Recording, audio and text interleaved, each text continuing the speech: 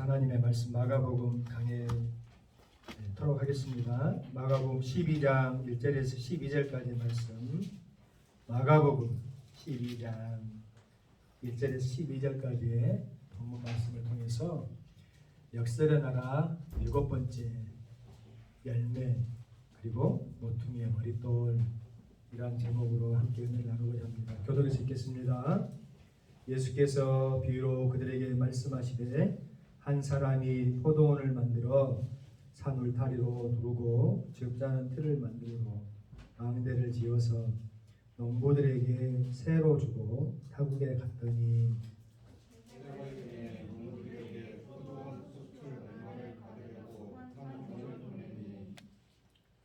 그들이 종을 잡아 심히 때리고 거저 보내었거늘 다시 다른 종을 보내니 그의 머리에 상처를 내고 능욕하였거늘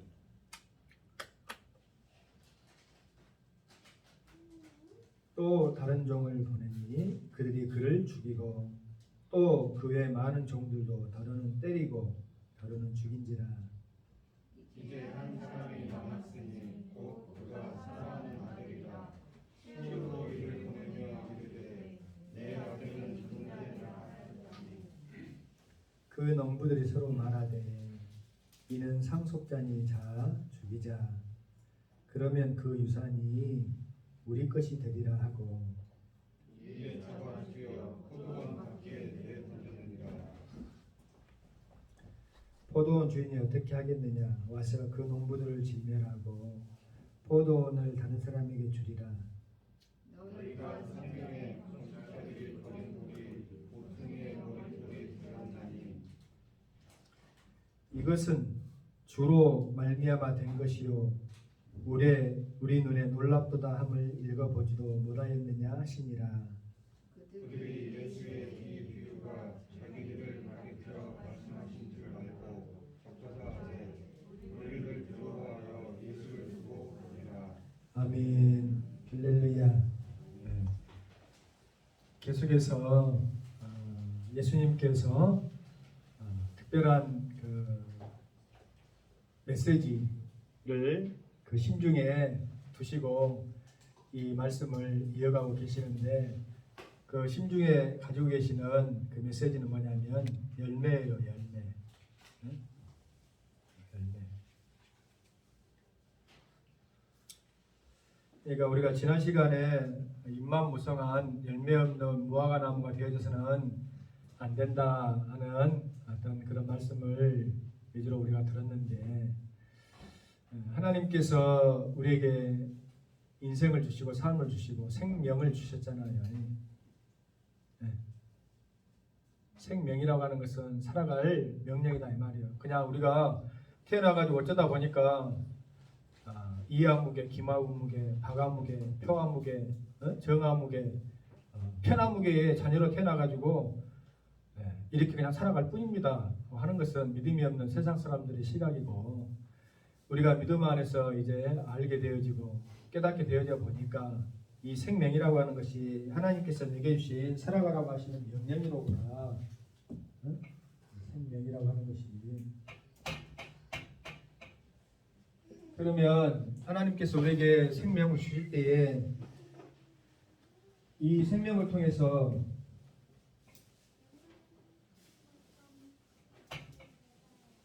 열매를 맺혀가기를 원하신다 이 말이에요. 열매를. 그런데 저는 이 본문을 보면서 얼마나 우리 그 사람들이 오늘 예수님께서 비유로 그들에게 이렇게 말씀하신다라고 1절에 나와 있죠. 방금 읽어서 알잖아요. 근데 그들은 누굴까요? 그들은 누구겠어요? 그들은 앞선 장절에 나와 있는 바로 대제사장들과 서기관들과 장로들이란 말이에요. 거의 말하는 종교의 지도자들이다 이 당시에. 그러니까 그들이 예수님께 신란하고 또 묻고 책 잡으려고 할 때에 비유로서 이렇게 말씀을 하시는데, 원래 비유로 이야기하시는 목적이 있다라 그랬죠. 비유로 이야기하는 것은 여러분 관계를 깊이 묵상해 보면 그 사람과 쉽게 말하면 어떤 애정이 있고 관심이 있고 또 어떤 그 메시지를 그 사람이 상처받지 않도록 이렇게 우회해서 돌이켜서 이렇게 이야기할 때는 우리가 흔히 비유라고 하는 좋은 방법을 통해서 파라볼레라고 하는 이 원어적인 의미가 있지만은 곁에 두다라고 하는 뜻이다 이 말이에요. 그만큼 그 관계에 있어서 비유를 쓴다고 하는 것은 애정이 있기 때문에 비유를 쓰는 것이지 애정이 없고 관심이 없으면 그냥 맛보기로 직설적으로 이야기해버릴 거 아니에요. 그래요 안 그래요? 그러죠? 에? 애둘러서 하는 표현을 한다고 하는 그런 좋은 말 있죠. 우리가 애둘러서 표현을 하는 이유는 뭐냐면 직설적으로 이야기하면 그 사람이 상처받고 또 그것을 혹여 받아들일 아직 그런 상태가 되어지지 못했을까 하는 염려 때문에 우리가 애둘러서 이렇게 말하죠. 목사도 성도들에게 이야기할 때 참 애둘러서 말 많이 합니다. 직설적 이야기하면 또 시험 들어가지고 자빠질까 봐 할 수만 있으면 조마조마해. 그냥 애기들 그냥 키우는 것처럼. 제가 의지할 수 있는 동역자가 되어지고 직설적으로 이야기해도 알아먹을 수가 있고 할렐루야! 네? 그 정도 수준이 돼야지 제자가 되는 거예요. 예수님이 베드로에게 사탄아 애들은 물러가라 할 때 어머 저놈 자식 애들로서 표현 안 하죠. 그때는 똑같은 애정이 있지만은 대상이 다른 거야. 대상이. 근데 저는 이 본문을 읽을 때마다 생각나지 않아야 될 사자성어가 생각이 나더라고. 왜 생각이 나지 않아야 될 사자성어냐면 이거 좋지 않은 사자성어니까 그런다 이 말이에요.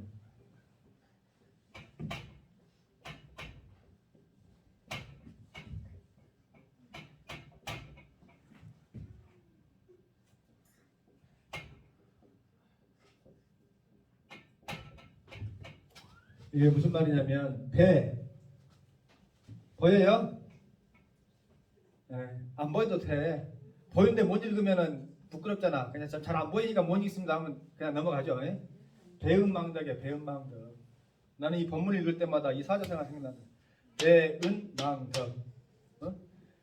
받은 바 은혜를 배신해버리고 주신 이 베품의 덕을 잃어버리는 것이 배은망덕 아닙니까? 여러분 이 배은망덕한 사람과 어떤 관계를 맺고 싶겠어요? 안 하고 싶겠죠. 하나님을 잃어버리고 하나님을 떠나버린 이 죄악된 심플 네이처를 가진 죄사를 가진 인생들은 이 배은망덕하는 모습을 너무 잘 보여. 너무너무 쉽게. 은혜는 흘러가는 물에 새겨버리고 다 잊어버리고 서운한 것은 그냥 돌판에 그냥 철심에 새겨가지고 그냥 이를 득득하는 이런 어리석은 인생들을 우리가 살아가고 있는데 오늘 본문에서 왜 이 배은망덕이라고 하는 사자성어가 생각날까? 여러분 잘 들어봐봐요.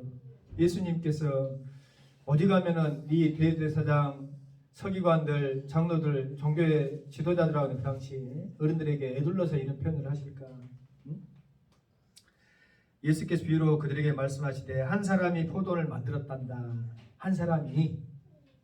여기서 한 사람은 누구를 의미하냐면 바로 창조주 하나님 아버지를 이야기하시는 거, 예수 자신을 이야기하시는 거예요. 포도를 만들었는데 산을 이렇게 울타리로 착 둘렀어. 산을 울타리로 두른 이유가 뭐겠어요? 울타리. 경계를 삼았다고 하는 이유는 뭐겠어요, 여러분? 그렇지. 누가 이야기했어? 정의대 집사님 이야기했죠. 누가 했어? 권사님 이야기했어요? 사모님이? 네, 사모님 이야기했구나. 보호하기 위해서 울타리를 이렇게 둘러주는 거죠. 근데 우리는 그 보호와 울타리의 어떤 그 개념을 잘못 해가지고 답답하다, 미치겠다, 벗어나고 싶다. 그대에게서 아버지 유산을 주세요. 타국에 가가지고 내가 그냥 내 하고 싶은 대로 내 맛대로 이렇게 한번 살아보고 싶습니다. 네? 그런 것이 온전히 거듭나 예수 안에서 새로운 하나님의 피조물로 되어지기 이전에 우리의 모습이다 이 말이에요. 벗어나. 엄마 아버지 왜 이제 잔소리가 심할까? 내가 다 섞어 있는. 그것이 울타리가 보호고 동행하여 주심이고 함께 주심이라는 것을 잊어버린다 이 말이죠. 그래서 포도를 만들어 산울타를 두르고 쥐업자는 틀을 만들고 망대를 지어서 농부들에게 새로 주었다. 이거 새. 말하면 월세를 주었든지 사골세를 주었든지 전세를 주었든지 새를 주었다고 하는 말은 뭐예요? 새에 합당한 무슨 값을 곧 기대하고 새를 주었단 말 아닙니까? 우리에게 인생을 주신 것은 그냥 생명을 주신 것은 그냥 너희들 뭐 그냥 너희들 마음껏 그냥 뭐 그냥 이렇게 저렇게 멋대로 살다가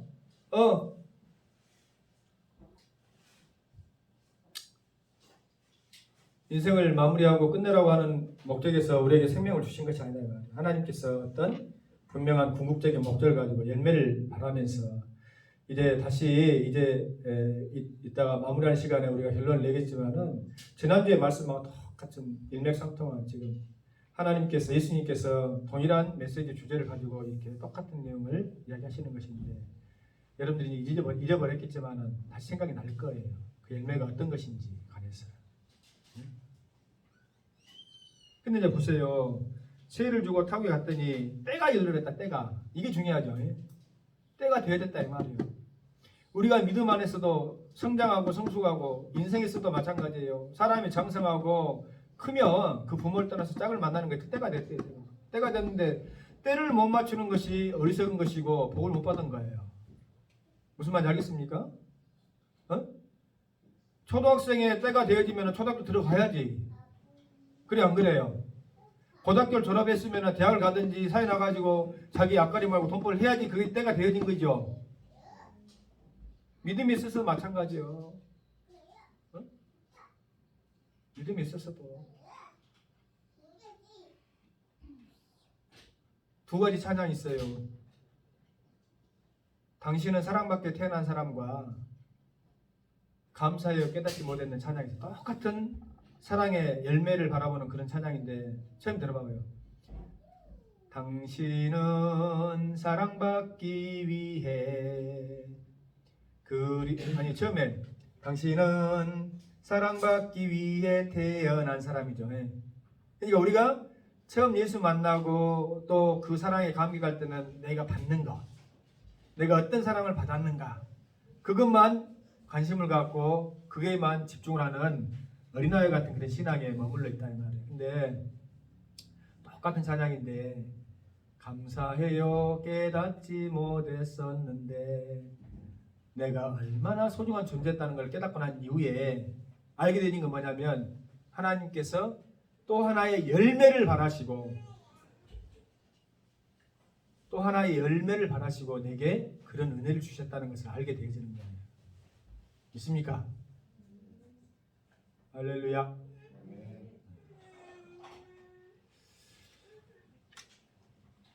저는 그 과일을 상당히 저는 좋아하거든요. 과일을 좋아해.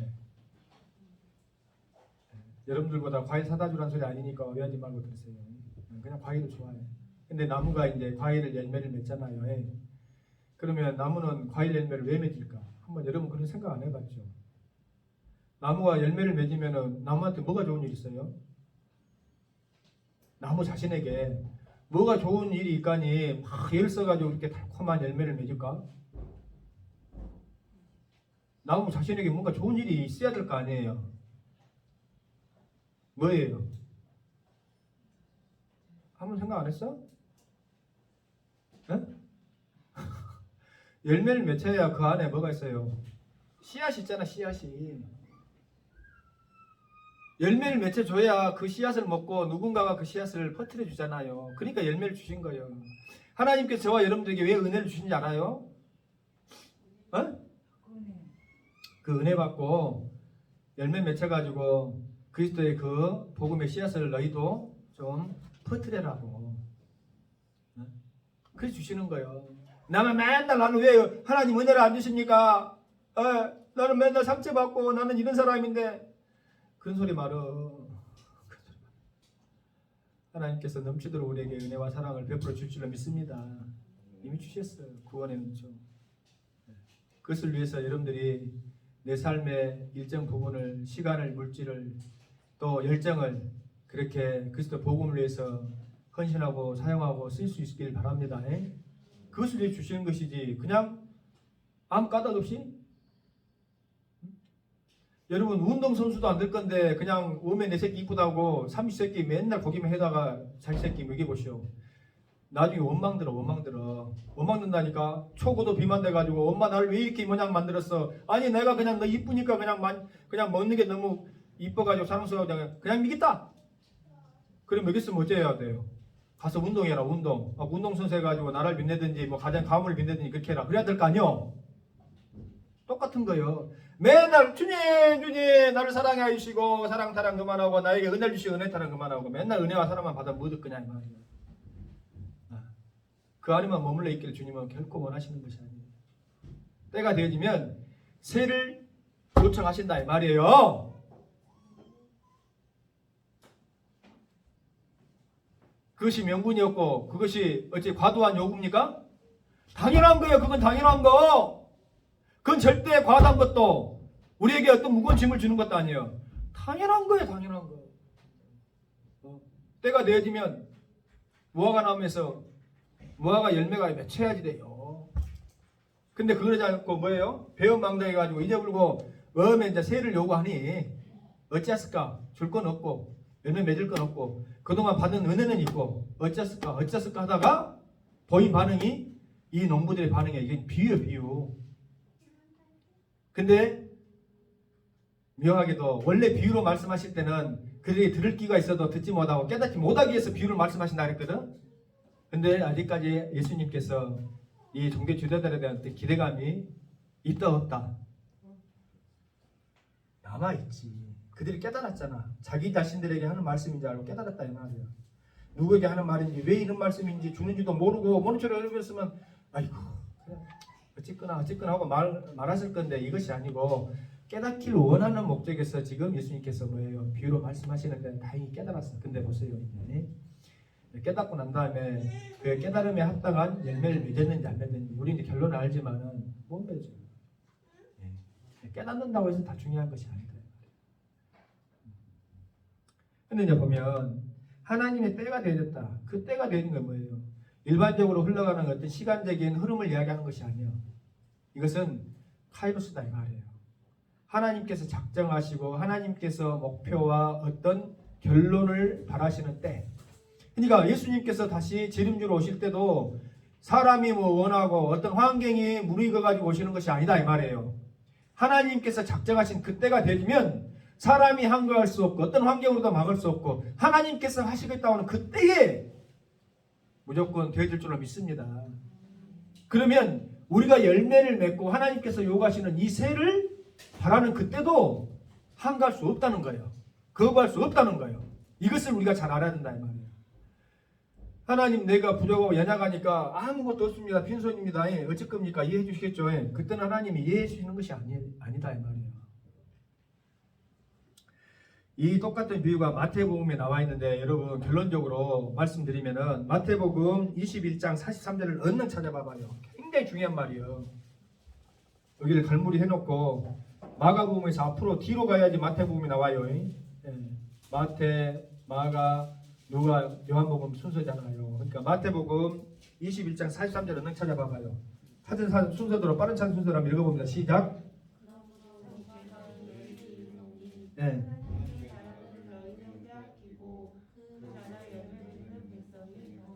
이거 얼마나 무서운 말입니까? 그러므로 너희는 하나님의 나라를 어쩐다? 빼앗기고 그 하나님의 나라를 누가 받는다? 열매를 맺는 백성이 받는다 이 말이에요. 지금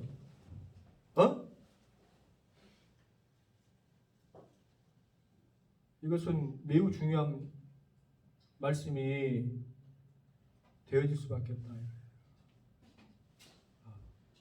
그러니까 사실은 우리가 신앙생활하면서 믿음 신앙생활하면서 이제 지난주의 말씀과 우리가 이제 여러분들 기억을 더듬어서 연결해서 보자면 여러분 무화과 나무 잎사귀만 무성한 무화과 열매를 보면서 예수님께서 결론적으로 내셨던 그 맺기를 바라는 열매가 뭐예요? 첫째로 하나님을 진실되이 믿는 믿음이다. 하나님을 진실되이 믿는 믿음. 할렐루야. 저와 여러분들 모두는 하나님을 진실되이 믿습니까? 믿죠? 그러면 요한복음 15장에 나와 있는 말씀처럼 우리가 예수님께 붙어 있는 거야. 근데 이제 나는 붙어 있습니다. 그렇게 정의는 우리가 스스로 내릴 수가 있어요. 정의는 스스로 내릴 수가 있는데 그 정의에 합당한 결과를 보기 위해서는 뭐가 증거로서 보여져야 되냐? 열매로서 증거가 보여져야지 내가 예수님께 붙어 있고 포도나무인 예수님께 붙어 있는 내가 가지가 되어지는 것이지. 나 믿어요. 믿죠. 다 믿으니까 나 교회 나와서 이 신앙생활하고 예배 드리죠. 이렇게 이야기를 해도 그것이 아닐 수가 있다는 거예요. 대제사장, 서기관, 종교지도도 하나님 말씀을 율법 잘 알고 제사 잘 지내고 했지만은 무엇보다 중요한 하나님이신 예수님을 알아보지 못한 거예요. 예수님을 인정하지 못한 거예요. 그리고 말씀하신 것처럼 10절에 보면 너희가 성계의 건축자들의 버린 돌이 모퉁이의 머릿돌이 되어졌다 하는 것을 들어보지 못했느냐 하는 것처럼 이들은 그들의 신앙과 삶을 세워주기 위한 모퉁이돌 반석이 되기 위해서 온 예수님을 버려버렸단 말이에요. 버려버렸어요. 예수님을 거부하고 예수님을 버리고 그리고 모욕하고 죽이고 때리고 여기서 농부들이 하나님이 보낸 그 주인이 보낸 그 종들을 어떻게 합니까? 소출 얼마를 받으려고 한 종을 보내니 그들이 종을 잡아서 심히 때리고 또 어떻게 해요? 다른 종들을 보내서 그 머리에 상처를 내고 능욕하고 이것은 예수님이 십자가에서 받으신 고난과 그 고초의 모습을 그대로 묘사한 것이다. 예수님을 반석으로 삼지 못하고 버린 돌로 거추장스러운 거침돌로 우리가 디딤돌이라고 하는 좋은 말 있죠. 디딤돌. 네가 올라갈 수 없는 어떤 수준을 받쳐주는 반석과 같은 그런 역할을 하는 디딤돌을 예수님 되기 위해서 예수님이 오셨는데 그 디딤돌을 삼지 않냐고 나를 자꾸 넘어지게 하고 힘들게 하고 거추장스럽게 하는 거침돌이었다라고 생각해버린다 이 말이에요. 조금 힘들다고 해서 조금 어렵다고 해서 그렇지 않습니다.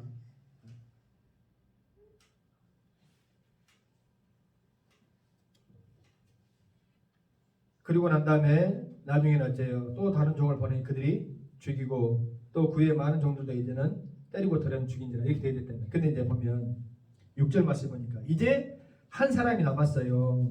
곧 그가 사랑하는 아들이라 최후로 이를 보내며 이르되 내 아들은 존대하겠지.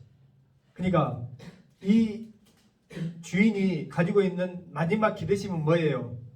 종은 종으로서 이렇게 보냈으니까 그들이 무시하고 멸시하고 선대하지 않았을지라도 나와 동일한 어떤 아이덴티티를 가지고 있는 아들을 보내면 그 아들의 모습이 바로 곧 나의 모습이고 나의 권위이기 때문에 주인의 권위에는 도전하지 못하겠지라고 기대하고 아들을 보냈는데 어째요?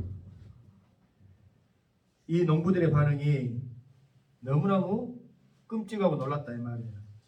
그들이 서로 말하되 이는 상속자이니 자 죽이자 그러면 그 유산이 우리 것이 되리라. 자, 이 말씀이 왜 너무너무 끔찍하고 무서운 말씀이냐면 처음에는 농부들이 열매를 바라고 새를 바라는 이 주인에게 있어서 드릴 것이 없으므로 아니면 드릴 것이 있어도 드리고 싶은 마음이 없기 때문에 이 새에 관한 어떤 열매에 관한 문제에만 집중하고 관심을 가졌지 이 인생 삶의 전체에 대한 포도원 전체에 대한 욕심이나 또 이 소유권을 허황되게 주장하지는 않았다 이 말이에요.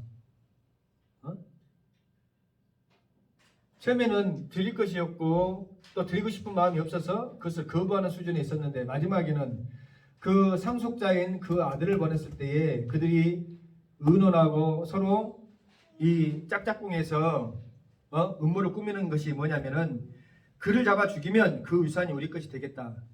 이것은 전적인 사당마귀의 속성이란 말이야. 예수님을 십자가에 못 박혀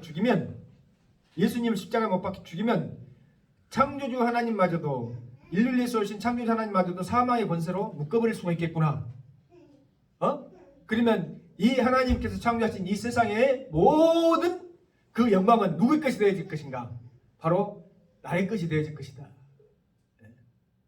누구? 사단 마귀의 것이 될 것이다. 얼마나 이것이 사탄적이고 악마적이냐. 그러니까 우리가 내 인생은 나의 것, 내 인생은 나의 것이라는 예전에 그런 세상 노래가 있었어요. 여러분 그것이 인본주의적인 시각으로 세상적인 관점으로 보면 그런 것을 주장 얼마든지 할 수가 있어요. 근데 내 인생은 나의 것이 아니라 하나님께서 내게 주신 것임을 우리는 알아야 된다 이 말이에요. 할렐루야. 지금 한순간도 여러분 그 코에 호흡이 들어가니까 이러면 살고 있는 것이지 대부분 사람들은 2분만 코에 숨이 안 들어가면 어찌입니까? 이별이야 이별. 요단강 건너야지 돼. 어? 그런 연약하고 부족한 존재들이 내 인생은 나의 것, 내 생명은 나의 것, 내 삶은 제 거예요 하고 하나님 간섭하지 마세요. 내가 너희를 보호하고 너와 함께하기 위해서 산 울타리를 dur리고 망대를 세우고 했건만 이것은 어떤 것을 이야기하냐면 그 당시에 이스라엘 백성들에게 오늘날 우리에게 주시는 하나님 말씀이고 이스라엘 백성에게 주었던 율법이다 이 말이에요. 근데 그 율법을 교묘하게 백성들에게 삶의 어려움으로 짊어지고 많은 그런 형태 세태가 되어져 버렸잖아요. 그래서 성전 정화의 어떤 사건이 일어날 수밖에 없는 그러한 마지막 때에 이르는 그러한 이 모습들이 예배당에서 성전 안에서 이루어지고 있는 이 안타까운 모습을 바라보면서 예수님께서 말씀하시는 거예요. 그러니까 세상이 썩었다. 마지막 때다 할 때 최후까지 남아있고 최후까지 정결함을 유지해야 될 곳은 어디냐면 교회고 예배다 이 말이에요. 근데 세상이 아무리 밝고 뭐 이웃 간에 서로 합병하고 다투지 않고 그럴 일도 없지만은 그런다 할지라도 세상이 이제 마지막 때다 하면 어때가 마지막이냐, 언제 주님 다시 오냐, 예배가 썩어버리고 예배가 타락해버리고 하나님 앞에 관계가 이러한 어떤 거래적인 상업적인 관계로 변모해버리고 하나님 주신 말씀이 우리에게 나를 살리는 생명의 역할을 하지 못한 채 그것이 신앙생활하는 성도들에게 무거운 짐이 되어져 버리고 교묘하게 예를 들어서 여러분 저는 우리 모든 성도들이 신앙이 연약하든 아니면 강하든 상관없이 온전한 주의 11조와 주의 성수를 감당할 수 있는 그런 분들이 되어지길 바랍니다. 할렐루야. 근데 만일 여러분들이 11조를 생활을 한다고 할 때에 그것이 내 안에 내가 신앙 안에서 하나님 앞에 하나님의 것으로 내게 주신 모든 인생이든지 물질이든지 이것을 내가 구별하여서 드릴 수 있는 그런 신앙의 수준을 자라서 그것이 기쁨이 되어지면 너무너무 감사하고 놀라운 신앙의 발견인데 그렇지 않냐고 그것이 뭐 어떤 직분을 얻기 위한 조건이랄지 아니면 너무 그냥 쪼아대니까 할 수 없이 지키기 위한 그 의무감으로 한다면 그것은 여러분들에게 뭐예요? 불행이다 이 말이에요. 불행. 기본 중에 기본임에도 불구하고 근데 그 당시에는 기본 중에 기본도 못했어. 왜? 그것 위에 성전에서 성전세를 바치고 또 어떤 예물을 드리고 할 때에 교묘한 방법으로 백성들을 착취하잖아요. 억압하잖아요. 응? 먼 곳에서 와가지고 예물을 드리려고 하니까 그 예물이 상했다 해서 빠꾸 그러면 예배를 못 드리는데 그러면 예물을 드려도 성전에서 파는 걸로 바꿔가지고 드려. 그러자니 시간이 흐를수록 차라리 먼 곳에서 좋은 예물을 가지고 소나 양 이런 것을 들고 오느니 또 빠꾸 맞아가지고 거기서 또 사느니 그냥 거기서 처음부터 사자. 그런 마음이 들 거 아니에요.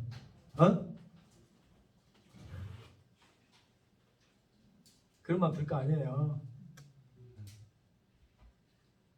여러분 매점에 가가지고 어느 곳에 매점에 가가지고 하면은 어쩔 때는 기분 좋을 때도 있지만 기분 팍 상해볼 때 있죠. 무슨 말이냐면은 아니 저기 좀 차 타고 나가면 마트 가면 800원짜리인데 말이야 매점에서 4,000원이요 4,000원 물값에다 김치값이 컵라면 4,000원이니까 몰라 먹고 말라 마셔 하면은 기분 팍 상해보죠. 그래서 이제 울며 겨자 먹기로 사야 되잖아. 뭐야 됩니까? 그럴 때 있어요 없어요? 또 그짝이었어요.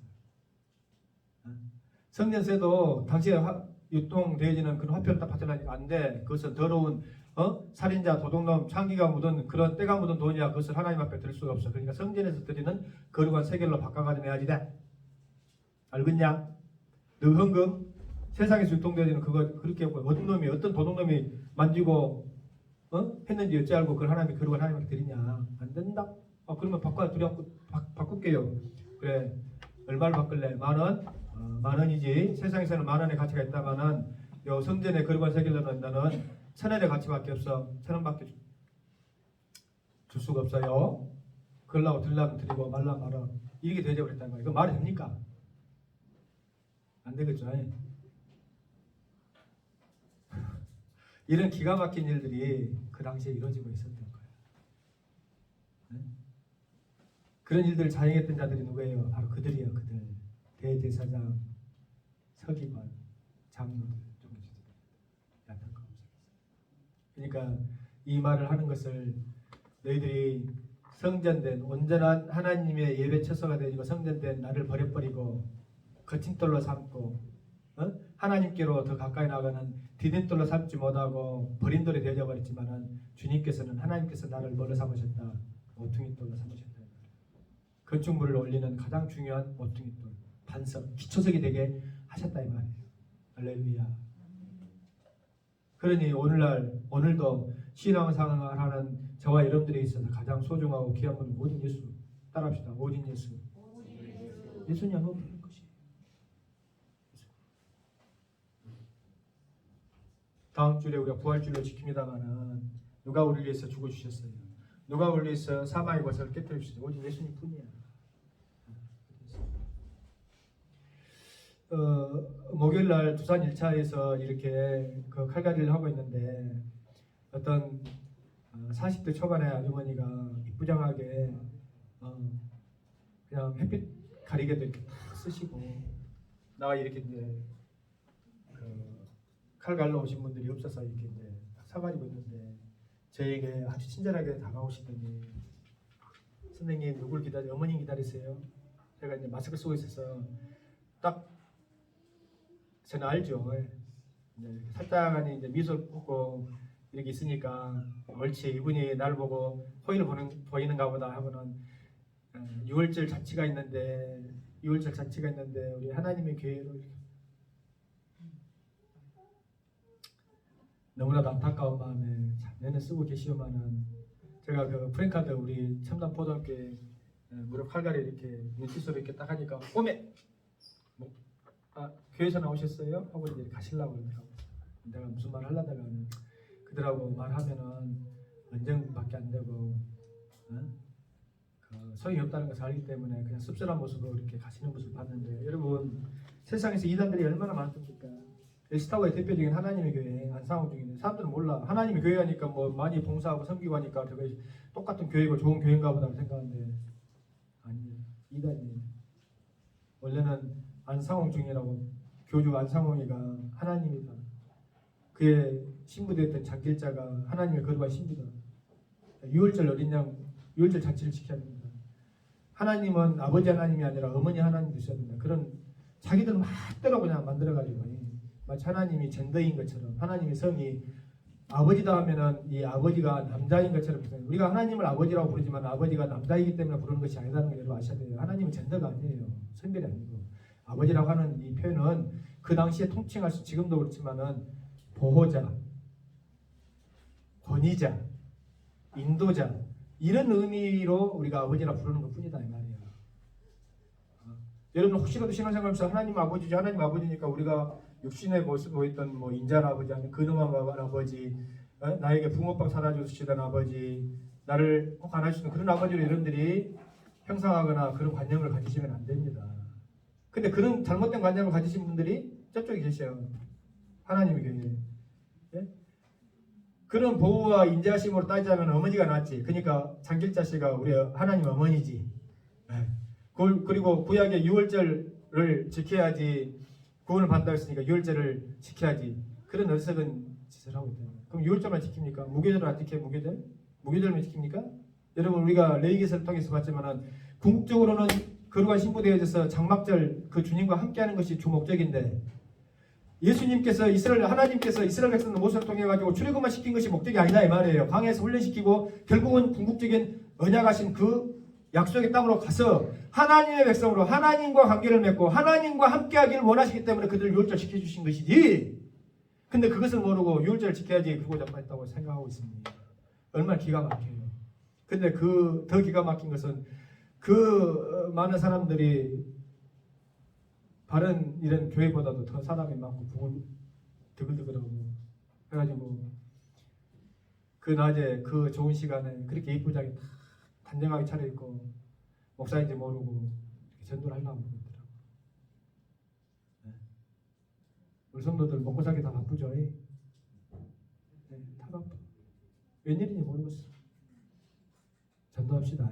삶 속에서 섬깁시다. 증거합시다. 그 생명 주신 거요.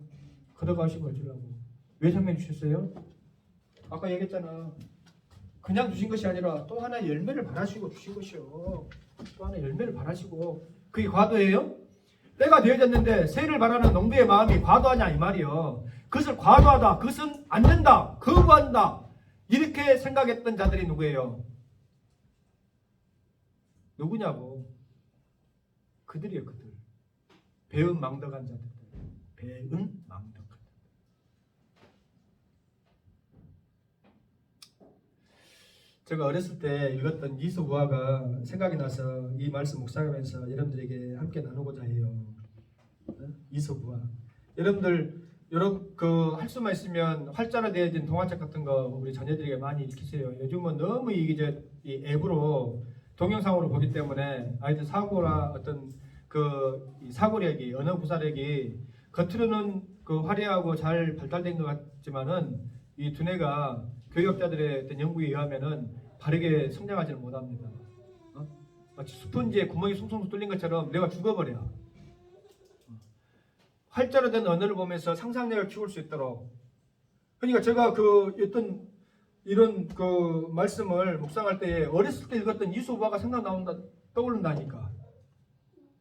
만약에 그것을 지금 아이들처럼 이런 이 기기를 통해서 봤다면 생각 안 날 거야. 다 잊어버려요.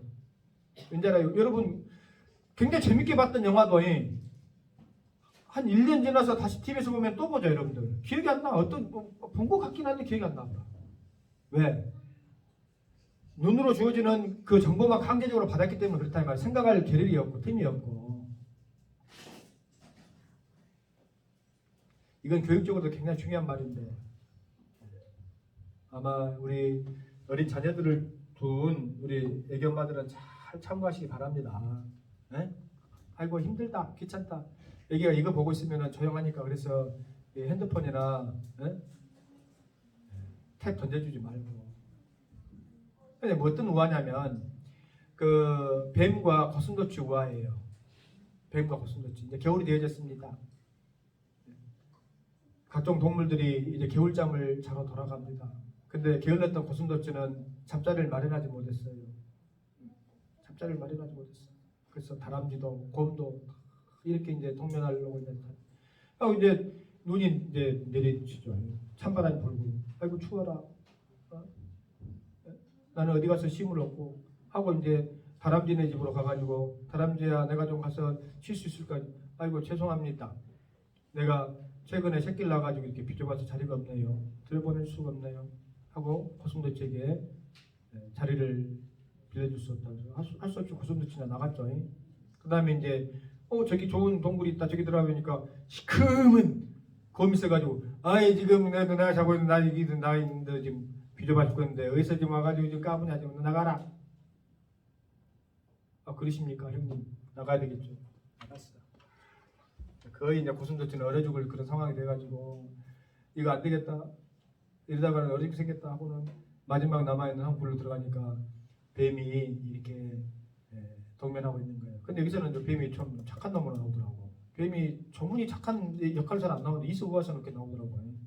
그러니까 그러냐 행색을 보아하니까 내가 네 쫓으면 얼어 죽을 것 같으니까 그래 뭐 한겨울 같이 지내보자. 들어와라. 하고는 아이고 고맙습니다 하고는 이제 처음에는 이렇게 웅크려가지고 고슴도치가 이렇게 이러고 있었어. 근데 시간이 지날수록 어째요? 자꾸 다리도 뻗고 싶고 눕고 싶고 하고 싶죠. 그래가지고 고슴도치가 지 가시가 있는 것은 생각도 안 하고 막 뱀을 막 찔러댑니다. 그러니까 뱀이 막 불편해가지고 나가라 말도 못하고 한겨울에 들어오라고 이제 했기 때문에 자꾸 그냥 보면 이렇게 또아를 들고 이렇게 줄어드는 그런 습성이 있잖아요. 차를 점점 하니까 나중에는 이제 고슴도치가 지금 마냥 그냥 막 거기서 그냥 뒹굴기 시작하는 거야. 어메 좋은가? 아따 좋다. 참다 못한 뱀이 아야 이제 저 찬바람도 그친 것 같다. 이제 도저히 나 네가 찔러싸고 힘들어가지고 못 살겠다. 좀 나가줄래 하니까 그래? 불편하니? 불편하면 네가 가거라. 나는 이게 너무 좋아야. 네가 나가면 되겠다. 이게 뭐예요? 지워버렸네? 에?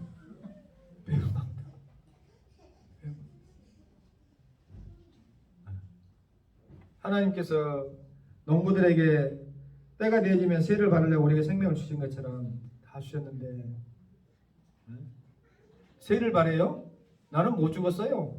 못 죽었고 정 원하시면은 그 포도의 어떤 소유권을 전부 우리에게 줘버리면 되겠구만. 우리 인생은 우리 것이라고 하나님 인정하세요. 나는 내 맛대로 살다가 그냥 그렇게 하고 살려 죽으려니까. 이런 짝이야. 이 본문의 말씀입니다. 네. 이런이 얼마나 기가 막히겠어요. 이것을 듣고 마음에 찔림을 받은 이 사람들도 문제지만 이것을 애둘러서 이야기할 수밖에 없는 예수님은 얼마나 마음이 아팠겠냐. 그래 안 그래요? 아무런 열매를 기대할 수가 없다라고 하면 얼마나 허탈하겠어요. 그러니까 이사야서에 기록되어 있는 것처럼 내가 극상품 포도나무를 심었으면 극상품 포도가 열리길 기대하면서 극상품 포도나무를 심었을 거 아니에요. 돌도 캐내고 비료도 주고 그죠? 물도 주고 그랬는데 뭘 맺었다고? 들포도를 씌어서 먹을 수 없는 들포도 열매를 맺었다. 똘배를 맺었다. 한입 베으면 그냥 나중에 그냥 물이 그냥 툭툭 떨어지는 신고배 그 맛있는 그런 배 열매를 바라고 큰 나무를 심었더만 똘배 그냥 써가지고 그냥 먹도 못하는 이빨 그냥 깨지게 생겼는 그 똘배를 맺으면 어찌겠냐 이 말이에요. 이해갑니까? 따가지고 너무 뒤통수를 맞추는 용도밖에 더 써요 그거 똘배. 요즘은 뭐 그걸로 이제 따가지고 나는 자연이다 보면은 효소를 담그기도 합니다만 옛날에는 써가지고 떨궈가지고 먹도 못해. 우리 어렸을 때는 학교에서 학교 앞에 요즘은 그 학교 문방구도 이제 많이 없어졌습니다만은 학교 앞에서 파는 것이 있어요. 계절에 따라서 사시사시 파는 것은 번데기였고 깍볶이 이런 것은 아주 이제 뒤에 고급스럽게 나온 거고 국자해가지고 하는 것은 고급스럽게 나온 거고 아주 어렸을 때는 뭘 팔았냐면 똘배, 개복숭아 이런 것도 그 팔고 그랬다니까. 먹을 것이 없고 그러니까 시골에서 학교 시골 비슷하니 이렇게 다녀본 사람들은 아마 알 거예요. 도예지에서 마찬가지죠. 아무 맛도 없고 그러지만 먹자 것이 없으니까 그런 것도 먹고 그러는데 못 먹어요. 여러분 말씀 결론을 냈습니다. 우리가 사실은 지금 시간 관계상 그런데 이전에 지금 15절하고 19절 아니지 그 11장에 있는 27절과 이 33절에 관한 내용이 지금 건너뛰어졌어. 사실은 이 말씀하고 같이 연계해가지고 좀 해야 되는데 제가 하다 보니까 좀 빠뜨리고 말았는데 얼마나 기가 막히고 그 얼척이 없는 말이냐면 예수님께서 그 성전을 정화시키고 할 때에 그 종교 지도자를 한 자리 29절에 보면 11장 29절에 보면은 아니 28절에 보면은 누가 이런 일할 권리 너에게 주었느냐 누가 너에게 이러한 권위를 주었느냐 하는 이 권위가 똑같은 권위로 이렇게 우리 한글에는 성경이 번역이 되어 있지만은 그들이 말하는 이 권위는 성전에서 어떤 것들을 매매하고 판매하고 할 수 있는 그런 권위를 이야기하는 거예요. 너무 의외죠. 네? 원래 권위 권세라고 하는 것은 dynamis 능력이라 이 말이에요. 근데 그 능력이라고 하나님께서 주신 능력은 섬기고 사랑하고 병고침하고 예수님께서 하신 것들은 귀신을 내쫓고 할렐루야. 그러니까 성전에서 기본적으로 할 수 있는 해야 될 예배를 통해서 나타나야 될 역사는 뭐예요? 우리가 주님의 열매가 되기 위해서는 우리 스스로 섬길 수 있는 또 지치고 고난 영혼들에게 위로를 줄 수 있는 할렐루야. 영적으로 고초를 겪고 외로워하고 귀신에게 시달림 받는 자들에게 노임을 줄 수 있는 하나님의 위로 능력의 말씀이 선포되어지고 그것을 통해서 새 힘을 얻는 것이 성전의 기본적인 목적이고 예수님이 우리에게 주시는 축복 중에 축복인 줄로 믿습니다. 근데 그 기능과 그 능력을 싹 잊어버린 채 듀나미스라고 하는 이 권위라고 하는 말을 쓰는 것이 아니라 다른 말을 쓰고 있다 이 말. 다른 말. 똑같은 권세 권위로 되어져 있지만은 권세 권위가 아니고 다른 말이 쓰여 있어요. 그 의미는 뭐냐면 바로 우리가 여기서 행하는 이러한 일들을 성전세를 받고 또 뭐 판매하고 하는 이 일들을 할 수 있는 것들을 너는 어디에서 얻었길래 이것을 방해하고 이것을 못하게 하느냐 하는 뉘앙스의 말이다 이 말이에요. 자, 여러분 이게 얼마나 역설입니까? 오늘 말씀의 제목이 역설 7번째 해서 열매와 모퉁이 돌에 다른 열매 건축자들. 그러니까 지금 성전의 주인이 되어지고 이 세를 정당하게 받아야 될 주인은 누구인데 그것을 거부한 채 세를 주지도 않고 열매도 맺지도 않으면서 자신들이 예배당 안에서 이런 권세와 권위가 있는 것처럼 지금 행해버린다 이 말이에요. 신앙생활을 하는 저와 여러분들이 자칫 하나님 앞에 거역의 영이, 불순종의 영이, 사단의 그 유혹하는 영이 여러분들 마음을, 생각을 사로잡아 버리면 딱 이 짝 납니다. 딱 이 짝 나. 아무것도 드리기도 싫고 드릴 것도 없고 오히려 내 인생 전부 다 하나님 내 것입니다. 다 내놓으시오. 다 내놓으시오. 예수님을 죽여버리고 예수님과는 무관한 존재로 살아가는 거죠. 세상 사람들이죠. 근데 세상 사람들은 그럴 것이다. 아니에요. 믿음 안에 있다고 하면서도 열매를 맺지 못하는 그들이 마태복음 아까 중간에 읽었던 21장 43절 나와 있는 것처럼 그들은 오히려 빼앗겨버리고 열매 맺는 자들이야말로 하나님 나라를 유혹을 받게 되진다는 거예요. 우리 모든 성도들이 섬나포도 믿음의 가족들이 그러면 그 열매는 뭐냐? 열매 도대체 뭐예요? 지난 시간 첫 번째는 하나님을 믿는 진정한 믿음. 두 번째로는 하나님 앞에 기도하고 그 기도한 바를 받은 발로 믿고 기다릴 수 있는 인내의 믿음. 세 번째로는 용서할 수 있는 믿음이 되어야 된다는 말이에요. 할렐루야. 힘들죠. 누굴 용서합니까? 우리가 미워하기는 쉬워도 그러나 용서해야지 돼. 용납해야지 돼. 받아들여야지 돼. 그 열매가 없으면 지금 나는 세를 원하는 주님 앞에서 큰소리 땅땅 치면서 세 줄 것 없습니다 하는 이 농부들과 똑같다 이 말이에요. 알겠어요? 알겠습니까? 여러분들이 저를 오랫동안 봐왔으면 알겠지만은 제가 개인적인 인품이나 뭐 어떤 모습이나 속사람으로는 막 나무래기가 쉽고 지적질하기가 쉽고 화내기가 쉽고 그런 사람이지 막 품이 넓고 허허거리고 용납하고 그런 사람일 수는 없어요. 근데 세월이 흐르고 말씀 안에서 녹아지고 변화되고 하니까 여러분들 품을 수 있는 그러한 작은 품이지만 품을 수 있는 그릇이 되어지고 위에서 기도해주고 묻고 할 수만 있으면 화낼 일도 참고 할 수 있는 것인 줄 믿습니다. 믿습니까? 네? 어쨌든 우리 목사님 참 속도 좋아야 할 때 여러분들 있을 거야. 제가 속이 좋아서 그런 것이 아니라 예수 안에서 그러한 열매를 하나님께서 맺을 수 있도록 인도해 가시더라 이 말이에요. 과거 같으면 막 혈기 내고 내 꼬라지들은 막 그냥 막 뒤집어 엎어버리고 그러기가 쉽지. 근데 여러분도 마찬가지. 여러분도 마찬가지.